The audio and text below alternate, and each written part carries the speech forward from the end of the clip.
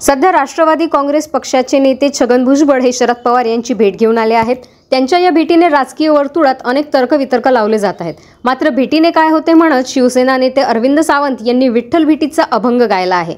अकोल्यात पश्चिम विदर्भाच्या शिवसेनेच्या उद्धव बाळासाहेब ठाकरे गटाच्या पदाधिकाऱ्यांचा आणि कार्यकर्त्यांच्या मेळाव्यासाठी अकोल्यात आले असता माध्यमांशी ते बोलत होते। तर भुजबळ यांना महाविकास आघाडीत सामील करायचं की नाही याचा निर्णय महाविकास आघाडीचे नेते घेतील असंही सावंत म्हणाले। साधा विषय, पक्षाची जबाबदारी आहे, नैतिक जबाबदारी आहे माझी। मी पश्चिम विदर्भाचा विभागीय नेता आहे, शिवसेना नेता, आणि म्हणून येणाऱ्या सगळ्या आता निवडणुका येतील, सणसूद येतील, त्यामध्ये विद्यमान वातावरण, बजेट त्यांनी जे काय केलंय यामधून पुढं आपण पक्ष कसा गेला पाहिजे, महाविकास आघाडीचा विजय व्हायलाच हवा, तो मोठ्या प्रमाणात व्हायला हवं, त्याच्यात निश्चितपणे संघटनात्मक कामासाठी मी आलेलो आहे।